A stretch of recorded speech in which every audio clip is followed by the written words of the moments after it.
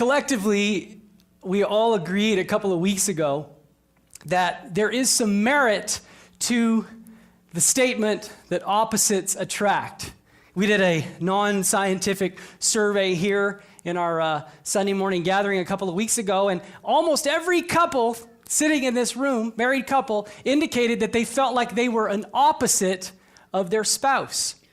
You know, it's not uncommon for us to gravitate towards someone who operates on a bit of a different wavelength than we do. Personalities are different. The way that they approach certain things might be different. There is some truth to that. And, you know, it's not uncommon when we get into the context of our marriage relationships, if we feel like we've married someone opposite of us. We did determine that sometimes those things that, you know, were opposite tended to drive us crazy, but a lot of times those things that are opposite become a benefit in the context of our relationship. I'm a firm believer that sometimes God will actually orchestrate the connection of two people who have a different set of gifts, a different set of abilities, a different perspective on things, and bring them together for the sake of actually making a stronger couple when it comes to accomplishing the mission that he has for that couple in his kingdom building enterprises.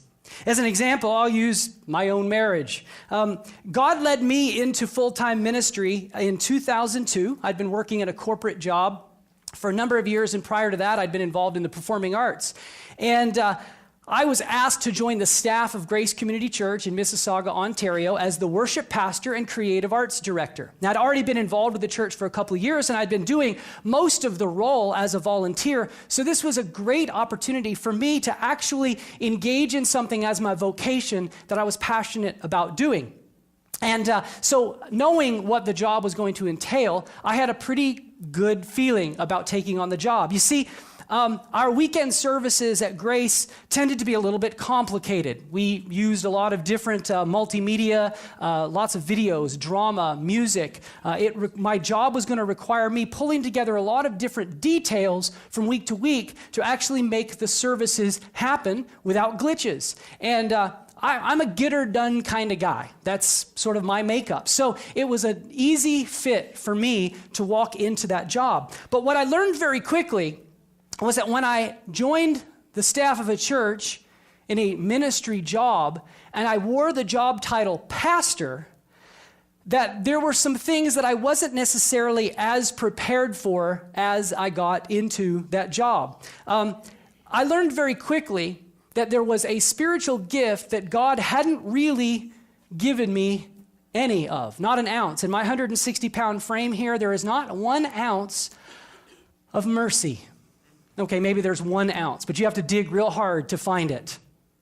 Mercy is the ability to give sympathy, compassion, empathy for people who are going through tough times, for people who need those exact things. And I learned very quickly that even though my job was a get-her-done kind of job, where I had a lot of tasks that had to be done from week to week, I was continually placed in situations where mercy was required. I was constantly in connected relationships with people who were going through tough things. And as hard as I tried, it was a real struggle for me to figure out how to be merciful in these situations. But God, in his grand wisdom, did an amazing thing. He gave me a wife whose predominant spiritual gift happens to be, take a guess, mercy. You got it. And to make things even more amazing is that Elizabeth and I got married pretty much at the same time that I joined the staff of Grace Community Church as the worship pastor. In fact, we got married 2 weeks before I started my job with the church. Now, where I struggle with the ability to mourn with those who are mourning, which is a biblical directive, by the way, it's a struggle for me. Elizabeth, she's amazing at this. She will listen to the story of your painful hangnail, and if you need someone to weep with you over your hangnail, she will weep with you over your hangnail. In fact, she may weep over your hangnail whether you really need the weeping or not, because that's just the way that God wired her. She is full of mercy. she has a big heart for people who are hurting and for people who are going through tough times. And I have a very thick skull. So you put the two of us together, and I'm sure that there's something that God can do with us as a married couple in his kingdom. Our oppositeness connected together is bound to have some benefit, I hope. Now, where we may often find ourselves attracted to someone who has an opposite disposition or some opposite habits or some opposite traits and qualities, one of the things that we tend to not gravitate towards opposites in is with regards to the things that we enjoy. Typically, the things that we enjoy are the same things that the person that we hook up with enjoys, right? We meet someone who we enjoy doing stuff with, right? We do stuff with, and she likes what I like, and he likes what I like, and that is ultimately the foundation of where we start a relationship and what we build upon. If we don't like doing anything together, there's a very slim chance that we're actually going to spend any time doing things together. Therefore, if we don't spend time doing things together, then we're not going to get to know one another well enough to know if this is the person that I ought to hook up with for the rest of my life. Now, I haven't done this yet in this series, not much anyway, and I'm going to engage in a little audience participation time here, okay? For those of you who are married couples here, I want you to think back to the time that you were dating. For some of you, it was a very short period of time ago. For some of you, it was a real long time ago, so think hard. But I want you to think about what some of the things were that you and your spouse enjoyed doing together before you got married, okay? Think about it for a minute, and then I'm going to start calling on some of you. You can raise your hands, and that might help. Think about it, okay? Anybody got something? What's something that you enjoyed doing together before you got married? Dave? Playing music together. Dave and Angie played music together before they got married. What else? Anyone else have something? I'm going to start picking on you. I hope you got something. Dan? What's something you and Laura enjoyed doing together before you got married? Going for walks, okay? What's something else? Jeremy? Same as Dave and Angie, playing music together. You guys actually met in a band at a wedding or something like that, right? Yeah. So playing music together. Something else. Tim and Megan, hasn't even been that long. Watching movies together, okay? Anyone else have anything they want to share? Yes?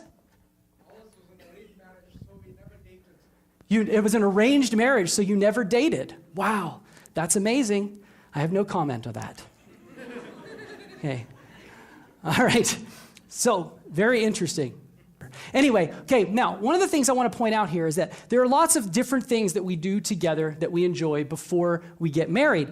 And I don't mean to sound negative or derogatory, but the truth is that these things that you just pointed out, the music, the walks, going to movies, whatever it is, these are actually evidences of your selfishness, your self-centeredness. Now, bear with me for a minute because I'm going to unpack this a little bit, and hopefully you will see where I'm going here.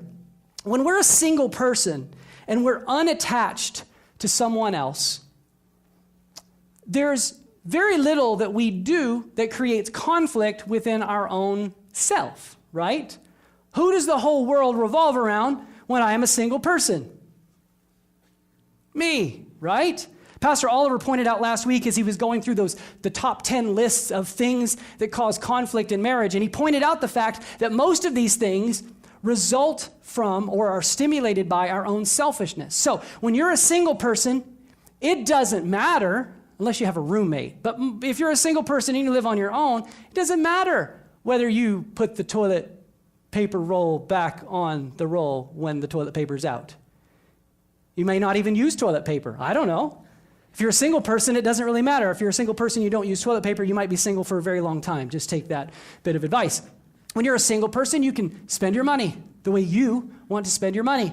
You can watch the TV shows. You own the remote control. You watch what you want to watch. It's not up for debate with someone else. You can spend your vacations and your holidays with whomever you want to spend them with. You can spend your weekends the way that you want to spend your weekends. If you decide that this Saturday rolls around and you're going to mow your lawn and you're going to do your laundry, then it's your prerogative. Or You can choose to, I don't know, spend all day Saturday watching classic movies and eating chocolate. That could be your choice. Now, what might make that even better would be if you had someone to watch classic movies with and eat chocolate with all day Saturday, right? Now we've moved from what might be considered a pathetic thing to do on Saturday to a romantic thing to do on Saturday, right? I mean, seriously, sitting at home, watching movies all day, eating chocolate all by yourself is kind of pathetic. We would empathize or have sympathy. We'd be merciful towards someone who chose to do that, maybe. I don't know.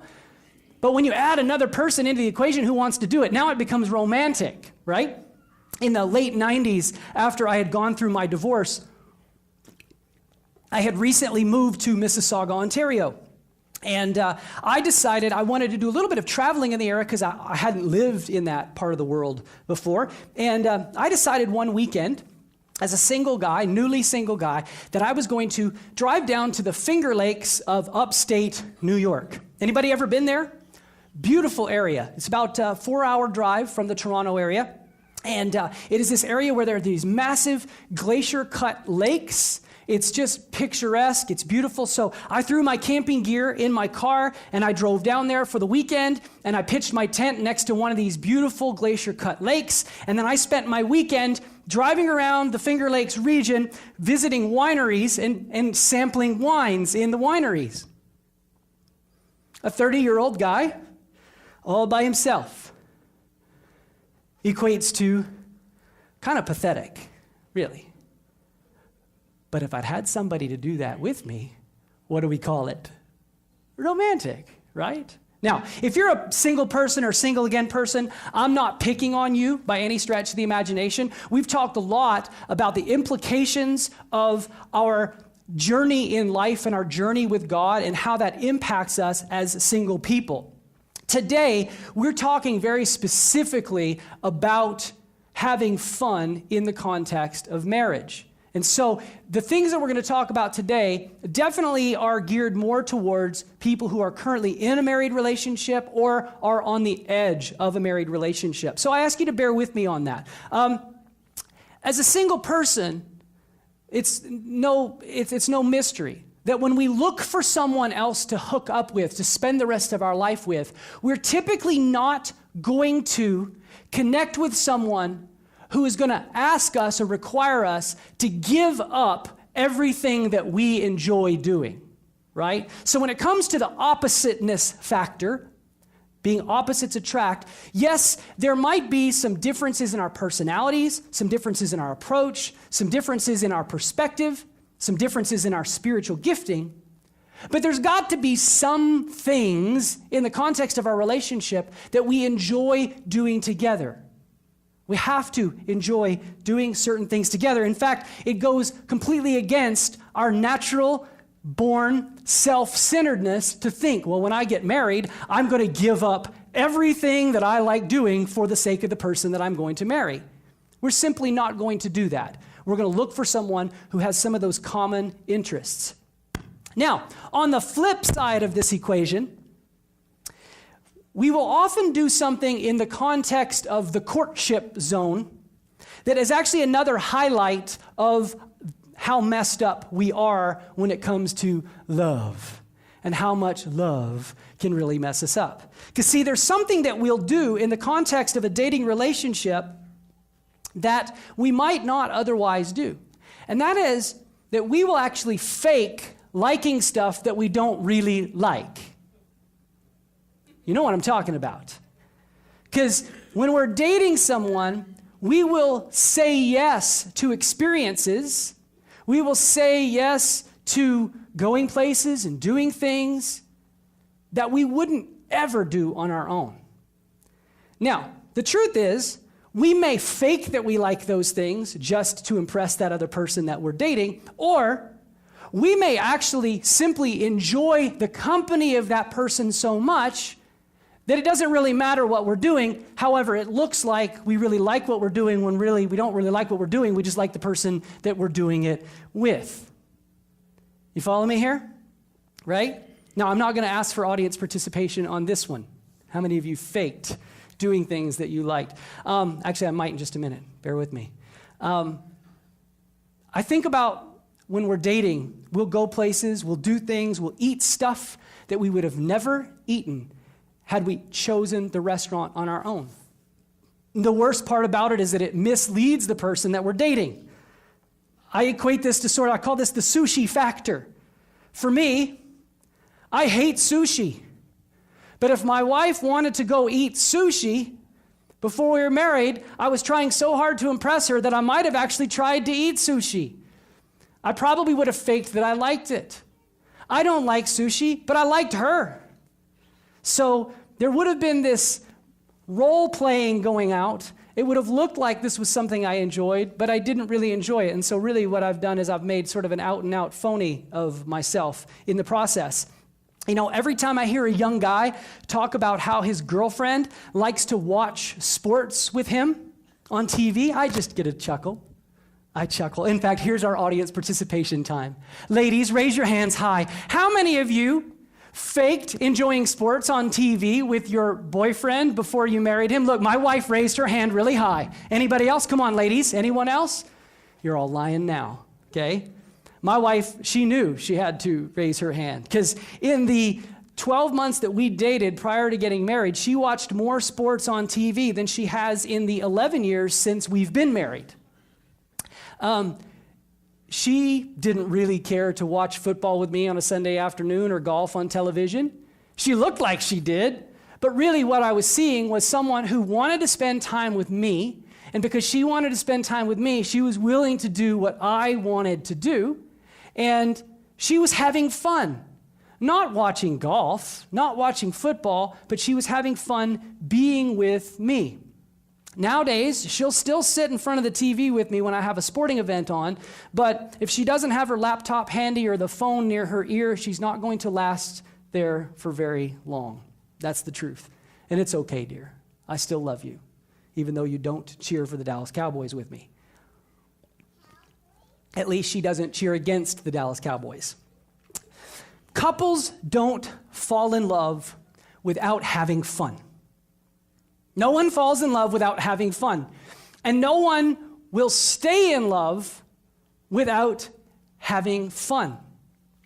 Fun cannot be an afterthought to marriage. It has to be a key component. It is a requirement for a happy marriage.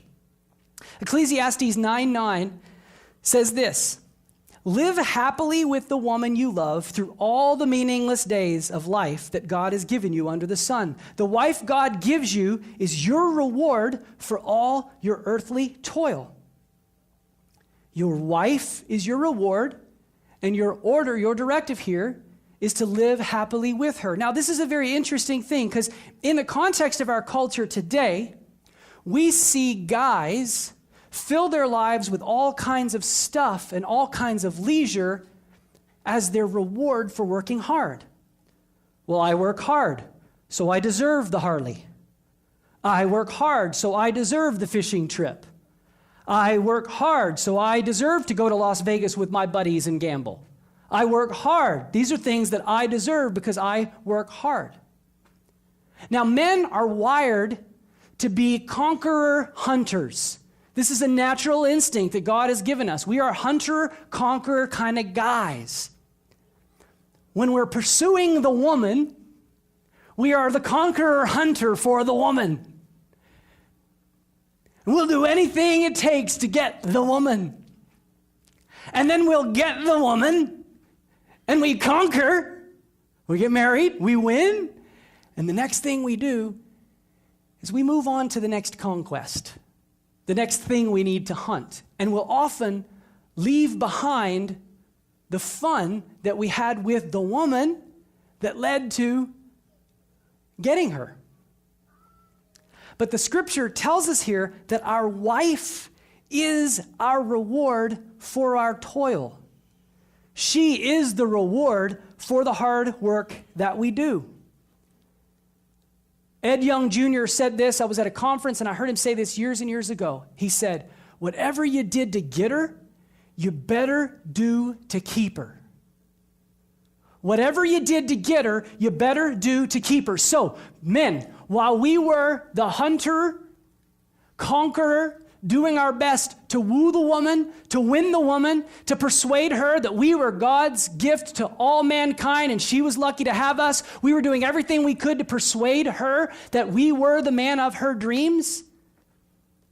Whatever you did to do that, you better keep on doing to make sure that she continues to have faith in the decision she made.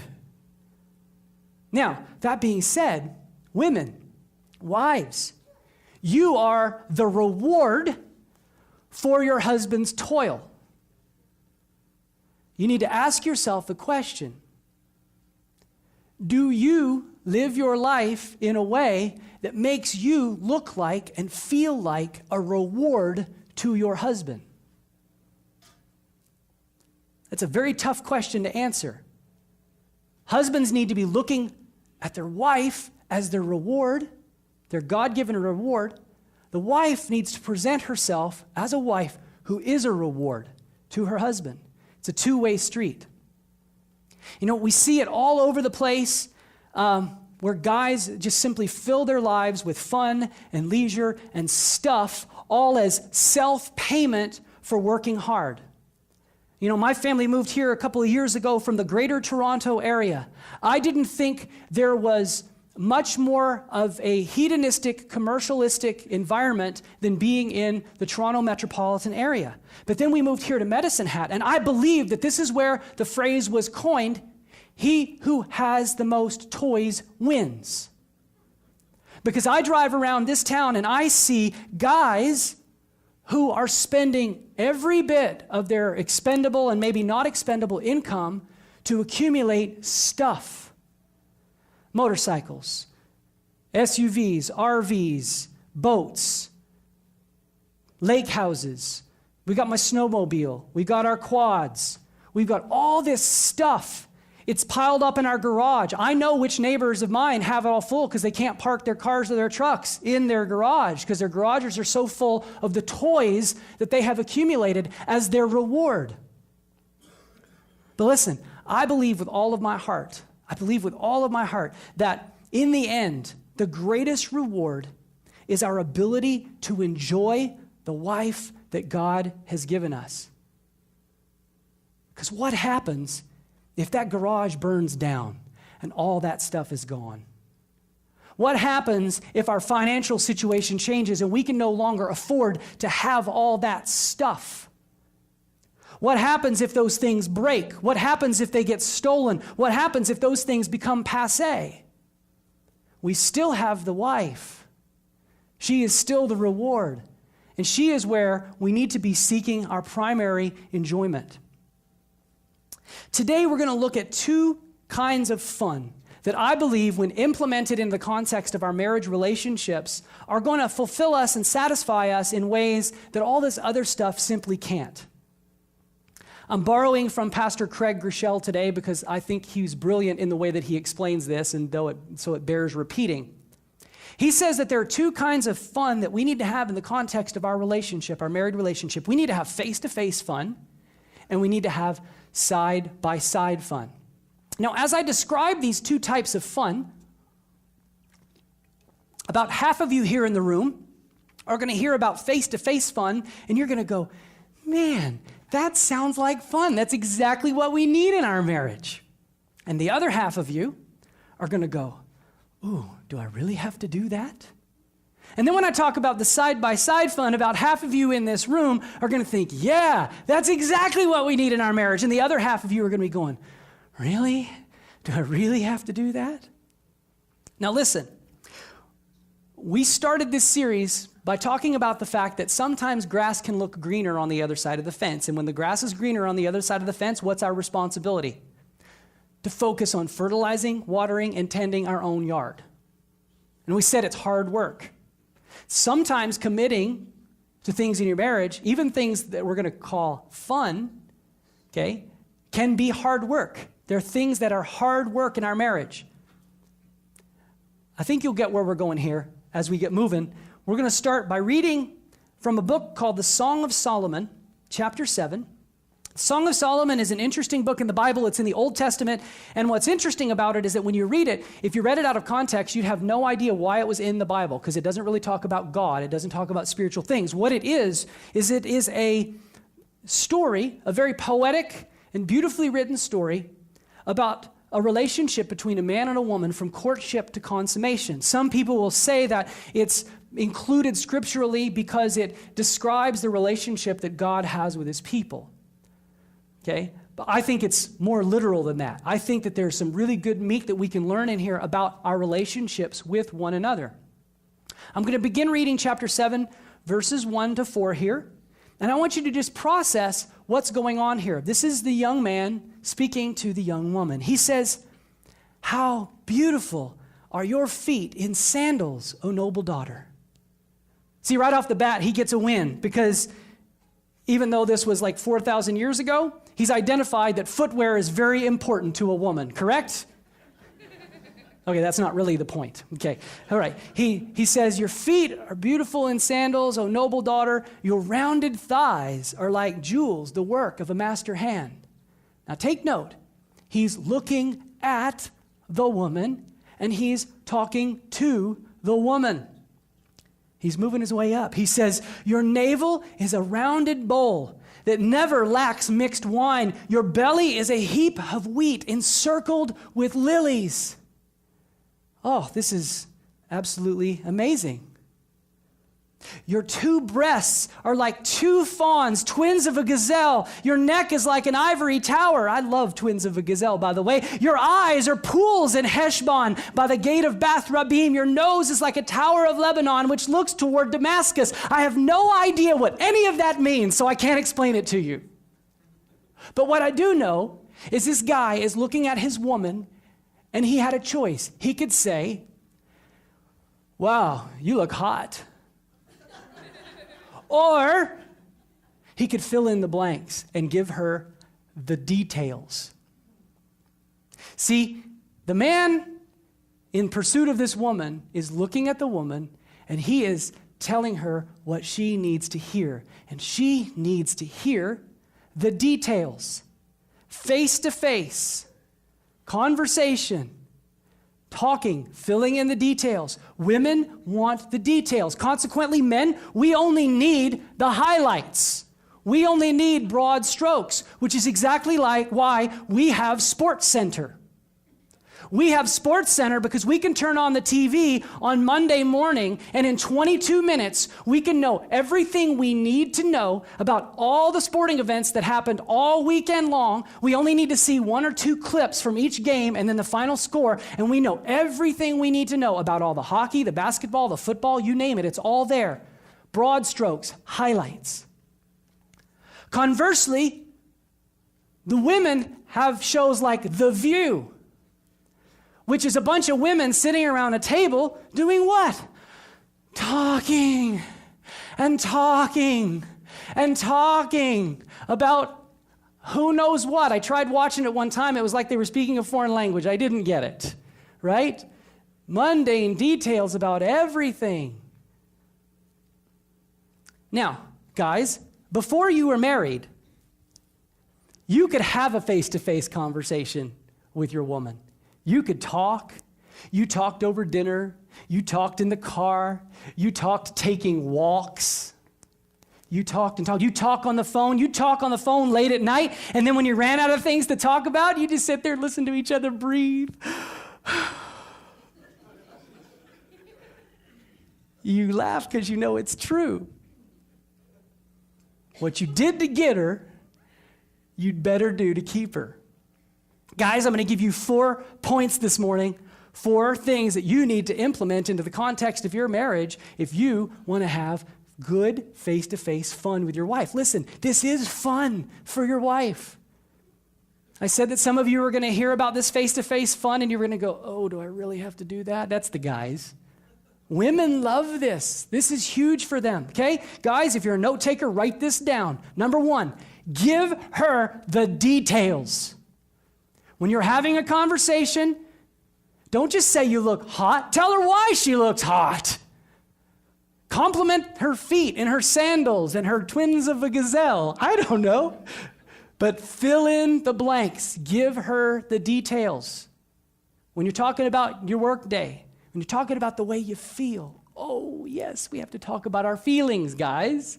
And we need to give her the details. Men, second point, you need to listen to the details. I pick up my wife from work every afternoon, and she does this job where she looks at papers all day. And I get into my car, and on an 8-minute drive from office to door, she fills me in on all the details of everything that went on at work. I don't know the people. I don't understand the gossip. I have no clue as to what she really does in her job. But boy, I could talk about it because I've heard the details. She loves giving me the details, and I've learned to love listening to the details. Men, point number 3. Ask her for the details. Your wife just got off the phone with her mother. You know your mother-in-law has bunions. Ask about the bunions. Ask about when the surgery is for the bunions. Ask about the pain caused by the bunions. Ask the name of the doctor who's going to be performing the surgery. Ask the address of the hospital where the surgery is going to take place. Ask for the details. And the fourth point here, guys, after you ask for the details, listen to the details. Don't ask for the details and then start texting your buddy about your golf game tomorrow. Okay? Listen to the details. Again, this is fun for your woman. This is fun. We're moving on to Song of Solomon, chapter 7, verses 11 to 12. Skipping down a little bit. This is woman talking to the man now. She says, "Come, my beloved, let us go out into the fields and lodge in the villages." Aha. Now we're moving to the side-by-side fun. And she's instigating the side-by-side fun. She says, let's go on a trip. Let's go do something together. What are we going to do when we're lodging in the villages? She says, let us go out early to the vineyards and see whether the vines have budded, whether the grape blossoms have opened and the pomegranates are in bloom. See, this sounds like something you'd do if you were in the Finger Lakes region of New York, and it's not pathetic when you're doing it with someone else. It's romantic, right? And she's initiating the side-by-side fun. She says, there, I'll give you my love. Now, here's what you got to do. Boys and girls, ladies and gentlemen, you need to have side-by-side fun. You need to go do something fun together. Go do something together. Once upon a time, when you were building the initial foundation of your relationship, when you were learning about each other and getting to know each other and discovering that you're falling in love with this person, you did stuff together.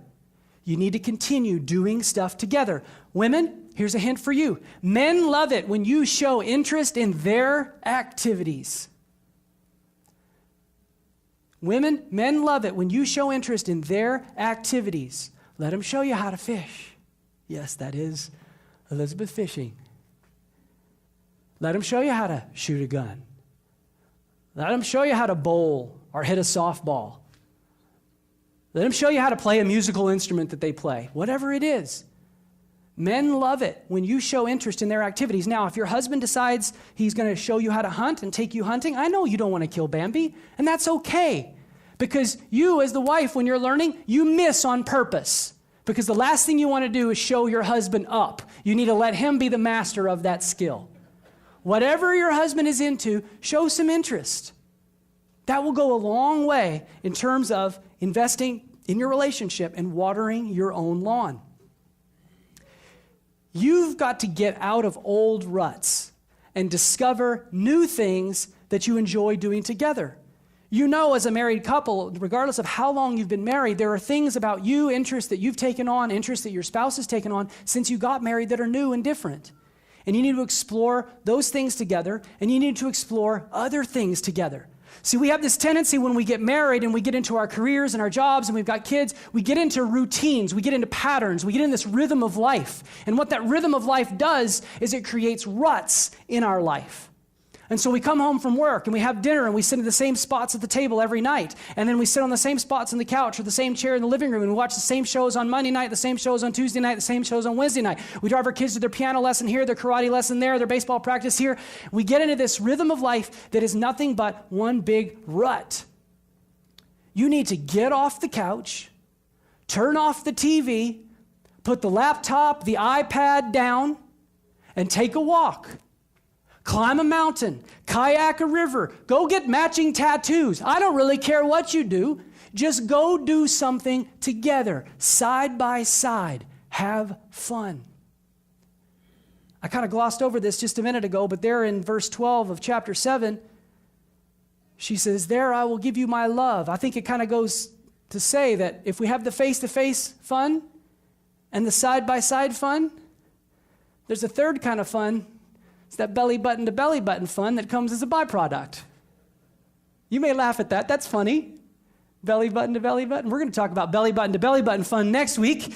Now listen, I know some of you are processing what I'm saying, and it's kind of hard because I told you that some of you would listen to the idea of this conversation thing and it would be a struggle. And some of you are thinking about showing interest in your spouse's activities and you're going, oh, I could never do that. I don't think I could do that. But listen, again, we talked about in the first week of this series about investing in our marriage, about reaping what we sow, about sowing and investing in our own lawn. So this grass is the greenest grass. I'm a firm believer, this isn't in the Bible, but I believe this to be true. I believe that often in the context of our relationships, that feelings follow actions. I believe that if we do what we need to do with the right attitude, with the right spirit, and we ask God to be involved in it, even though we might not enjoy doing what we know we need to do to invest in the relationship, we might not enjoy the face-to-face fun in the way that I've described it today, we may not enjoy the side-by-side fun. Some of you may just be so fed up with your spouse, having a conversation just feels impossible, or going and doing something with them seems painful. But listen, if you go into those activities, if you make a commitment to focus on your marriage and invest in your marriage, and you sincerely engage God in the process, I do not believe He will let you down. I believe that you will begin to feel what you want to feel and what you need to feel. We're going to be talking about this in more detail next week when we talk about sex.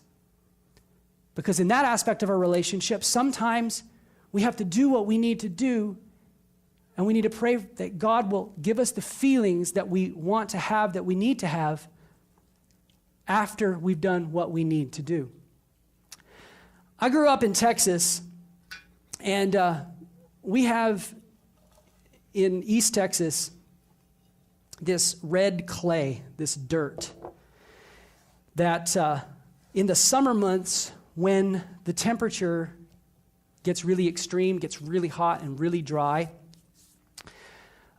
it just bakes the ground. This dirt, this clay just gets rock hard. And then periodically we'll have these storms that will move through the area, and we'll have incredible amounts of rain all fall in a very short period of time, and we have flash floods. And what happens is the rain comes and it hits this hard, compacted soil, and it can't absorb the rain because it's too hard. It's like falling on concrete, essentially. And so what happens is the rain moves from the high elevations down to the lower elevations, and when it does in these large volumes, it begins to dig grooves into the earth.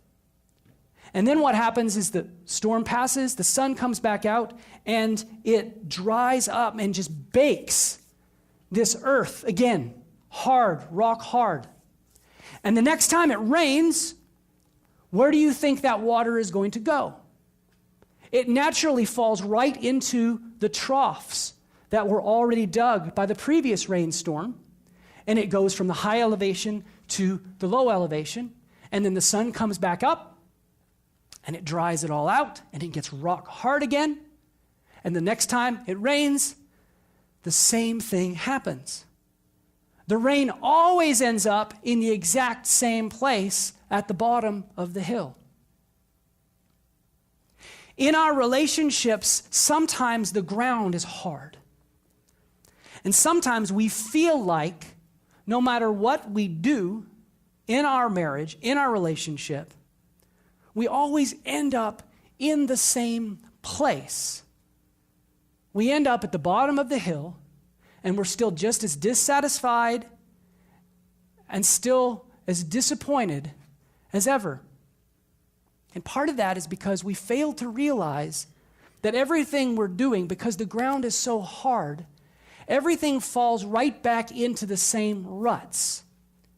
We go right through the same routines. We keep trying the same things over and over again. It might look different, it might feel different, but what we really need to do, if we really expect things to end up at a different spot at the bottom of the hill, we need to get out the hammer and we need to break up the soil. We need to pound it. We need to soften it up. Sometimes extreme situations call for extreme measures. Sometimes it might be as simple as sitting in a different spot in the living room while you have your face-to-face fun. It might be as simple as trying a different seat at the dinner table, or going out and trying a new restaurant you've never been to before. For some of you, I'm going to encourage you, if you've never tried one of our community groups, you can change one night of your week. You can kick the dirt and try a new routine simply by joining one of our community groups and connecting with another group of people who are walking on the same path that you are, trying to navigate the waters, trying to figure things out. The list of all of our community groups is in the bulletin today. If you've never tried one of our community groups, use this as an opportunity to kick the dirt. Try something new. Spend some time with some new people, some different people. This week in our community groups, we're going to be talking about how we can have fun together as married couples. So if you're struggling with where to go with this and how to proceed, I challenge you, there's a great starting point for you. Check out one of our community groups. Just pick up the phone, call whatever leader on whatever night of the week, and just say, hey, I'm coming to your community group this week, and they will say, okay, and they'll give you the details. Our community groups are open to anybody who wants to try it out, and this is a great season, a great time for you to try that out. It'll give you a chance to kick the dirt, to get out of old ruts, to try something new. Let me pray for you, if you'll bow your heads. God, we are so grateful that you have given us these two genders, male and female, that we come together. We so often are able to find so much fun and enjoyment with one another, but we as sinful, broken, messed up people can find ourselves really challenged with how to make our relationships and our marriages exactly what you desire for them to be, and even what we want them to be. So God, give us grace. Give us amazing insight into the next steps that we each need to take to make our marriage what we desire for it to be, to keep our marriage what we desire it to be, regardless of where we are. Help us, God, to know what our next steps need to be. Give us the courage to kick the dirt, to get out of the ruts, to do something new and do something different. Lord, you're amazing. We are blessed by you, and just pray that you have been blessed by this time. In Jesus' name I pray. Amen.